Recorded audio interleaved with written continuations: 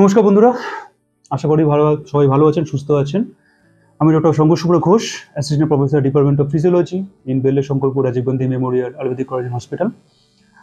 আজকে আমরা আলোচনা করব একটা প্রবলেম নিয়ে, সেটা হচ্ছে আলসারেটিভ কোলাইটিস, যেটাকে আয়ুর্বেদ ভাষায় বলা হয় রক্তজ অতিসার বা রক্ত অতিসার। যেটা অতিসার, যেটা হচ্ছে লুজ মোশন আর ডায়রিয়া, যেটাই বলুন। রক্ত অতিসার means blood with diarrhoea, bleeding diarrhoea যেটা বলেন। তো আলসারেটিভ কোলাইটিস এটা কি? এটা হচ্ছে যেটা ইনফ্লামেশনটা কোথায়? রেকটাম আর লার্জ ইন্টেস্টাইন, ওর যে মিউকাস লেয়ারে, সেখানে আপনার ইনফ্লামেশন হয়েছে। এটা একটা অনেক সময় ইরিটেবল বাউল সিনড্রোম বা ডিজিজ যাই বলুন, তার মধ্যেই পড়ছে এটা। ঠিক আছে, কিছু সাইনোস অবশ্যই আছে। এরকম আপনার পেটে ব্যথা হবে, আপনার মানে পাতলা পটি হবে, তার সঙ্গে রক্ত থাকবে, মানে ব্লাড মিক্সড স্টুল, যেটা খিদে পাবেন একদমই, loss of appetite, weight loss হবে, সেখান থেকে মনে হবে যে কিছু অ্যানিমিয়া হতে পারে, মানে রক্তে হিমোগ্লোবিন লেভেলও কমে যেতে পারে। ঠিক আছে, এবং জয়েন্ট পেন, হাঁটু ব্যথা বা মেনলি বা কোমর ব্যথা, এগুলোই হবে মেনলি। হাঁটু ব্যথা বা আপনার কাফ মাসেলে বা থাই থেকে ব্যথা শুরু হবে। এইগুলো হচ্ছে মেনলি আপনার সাইনাস সিমটমস থাকে আলসারেটিভ কোলাইটিসের। কি করে ডায়াগনোস করি আমরা আলসারেটিভ কোলাইটিস, বা কারো যদি এরকম সিমটমস থাকে তারা কি করে বুঝবেন? তারা হচ্ছে একটা কমপ্লিট ব্লাড কাউন্ট, যেটা সিবিসি, কোলোনোস্কোপি এটা করান। ঠিক আছে, মেনলি আপনার সিবিসি আর কোলোনোস্কোপিতে এটা অনেক সময় ধরা পড়ে যায় যে আলসারেটিভ কোলাইটিস আছে কি না জিনিসটা। এবার আলসারেটিভ কোলাইটিস আর কারোর ব্লিডিং পাইলস, এই দুটোর মধ্যে কনফিউশন থাকতে পারে। কোন আমরা রক্ত পড়ছে মানে আমার পটিতে, সেটা আমাদের আলসারেটিভ কোলাইটিস না।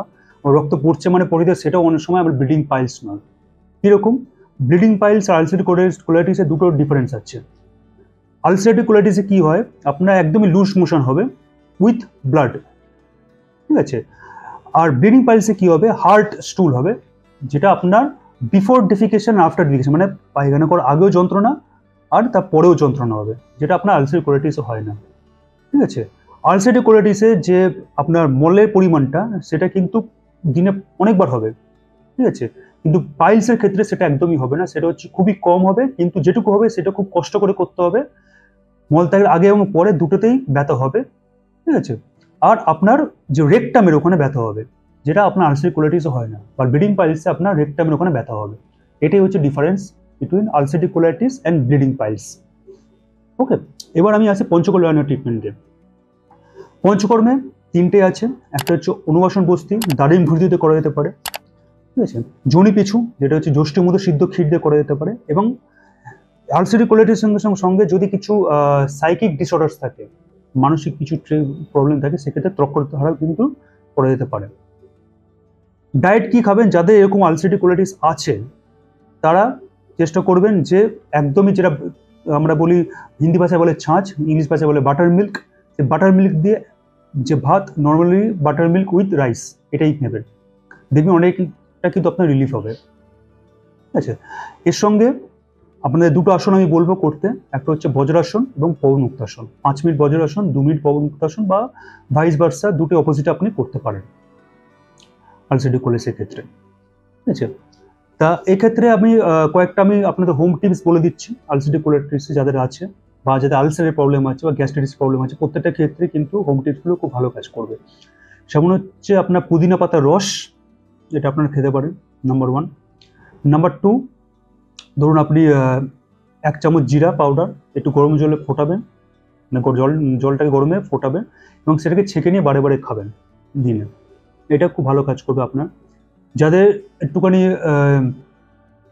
সমস্যা আরও বেশি, তারা আপনার ধরুন ইসবগোল, ওখানে 1 চামচ, তার সঙ্গে হাফ কাপ দইয়ের সঙ্গে মিক্স করে দিনের বেলা খেতে পারেন। যখনও আপনার ইসবগোল উইথ হাফ চামচ দই, এটাতে কিন্তু আপনার আলসারেটিভ কোলাইটিসে ভালো কাজ করবে।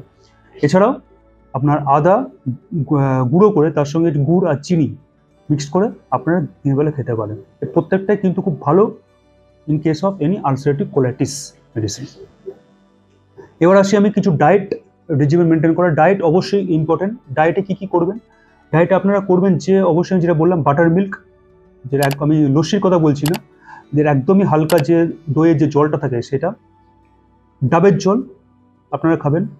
বেদানা, যেটাকে বেদানা বা নর্মাল বেদানা খেতে পারেন, বেদানা জুস করেও খেতে পারেন, এটাও কাজে দেবে আপনাদের। গ্রিন গ্রাম স্যুপ, এটা করে খেতে পারেন, তার সঙ্গে কিছু হালকা একটু আদা মিক্স করতে পারেন, তার সঙ্গে আপনি কোরিয়েন্ডার পাউডার এটাও মিক্স করতে পারেন দিয়ে। কি খাবেন না? খাবেন না আপনি হট অ্যান্ড স্পাইসি, খুব গরম স্পাইসি জাতীয় খাবার, খুব যেটা আপনার কনস্টিপেশন হচ্ছে, ময়দার জিনিস ওগুলো খাবেন না, ঠিক আছে? যার স্ট্রেস অ্যাংজাইটি আছে, যারা খুব চিন্তা করছেন, খুব চিন্তা আছেন, তারাও কিন্তু খাবেন না, কারণ চিন্তাতে অনেক সময় কিন্তু এটা প্রভোগ করছে আলসারেটিভ কোলাইটিসটাকে, ঠিক আছে?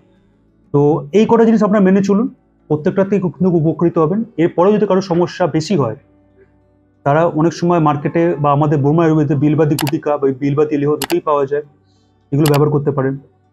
বা আপনার কামদুদা রস, যেটা আমাদের বোরমা আয়ুর্বেদে খুব ভালো কাজ করেছে, আমরা সেটাও নিতে পারেন। অব্র রসায়ন, কোলো রসায়ন, প্রত্যেকটা আলসারেটিভ কোলাইটিসে খুব ভালো কাজ করে। যাদের রক্ত ব্লিডিং বেশি হচ্ছে আলসারেটিভ কোলাইটিসে, সেটা বোলাবদ্ধ রস বোরমা আয়ুর্বেদের খুব ভালো কাজ হয়েছে। সরিতালগড় রস, এটাও ভালো কাজ হচ্ছে। তো প্রত্যেকটা কিন্তু খুব ভালো মেডিসিন। এরপরে যদি কারো সমস্যার সমাধান না হয়, আমাদের সঙ্গে যোগাযোগ করুন। আমাদের কনসালটেশনের জন্য ডক্টর সকলেই অ্যাভেলেবেল আছে। বোরমা আয়ুর্বেদ কারোই সাবস্ক্রাইব করুন, লাইক করুন, কমেন্ট করুন। নমস্কার।